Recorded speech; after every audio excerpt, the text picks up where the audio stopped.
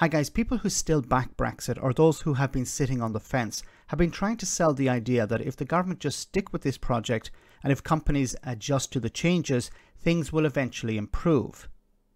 But those of us who understand reality know that that's not how things work. The impact of Brexit on the pound was seen immediately after the result of the referendum.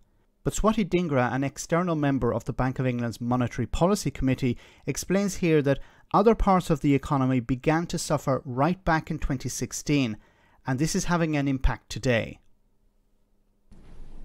I'm not going to talk about the political choice that was made. I'm going to talk about the economic impact. But the implications is what I'm interested in. So it's undeniable now that we're seeing much bigger slowdown in trade in the UK compared to the rest of the world. That's showing up despite the statistics having been much worse than they used to be, there being a discontinuity, but people have tried to do various ways of trying to correct for those things.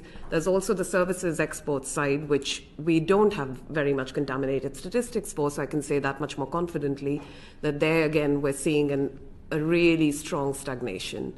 So we're definitely performing below trend in terms of the exports numbers, in terms of the imports, even probably a bit bigger than that. Yep.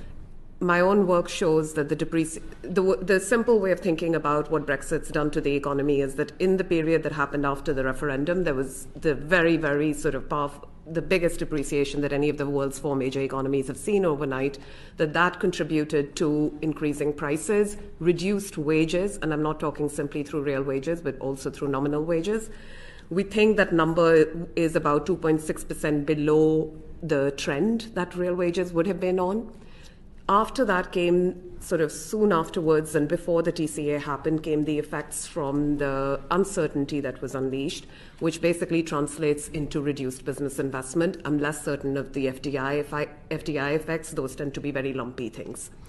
Then what's happening now, we're starting to now see the trade numbers react to the Brexit, the actual TCA impact. And that's what I mentioned in the beginning, that we're definitely underperforming compared to our peers, both in terms of what we're sending to the EU, as well as in terms of what we're sending to the rest of the world. Okay. So the rot began back in 2016, it seems, and not after the TCA, as we generally believe.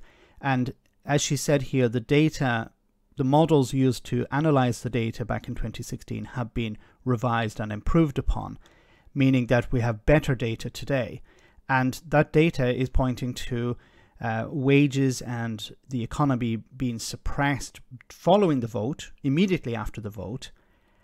And that's having an impact on what the country's trying to do today. And the ability of the UK to get out of recession, of course, is hamstrung by Brexit itself. But unfortunately, you'll still have politicians who will ignore and deflect. Now, she started out by saying this is not she's going to not talk about the political decision here, just the economics. And the economics are pointing to a worsening situation because of what happened back in 2016. As I said, the politicians will say one thing, the experts will say another. We need to listen to the experts and not to the politicians. So how do we get out of this? Well, first, we need to stop listening to the politicians. The experts need to be listened to. And the politicians, including those within the Labour Party, I have to say, they need to start pointing to the experts and saying, look, this is the reality.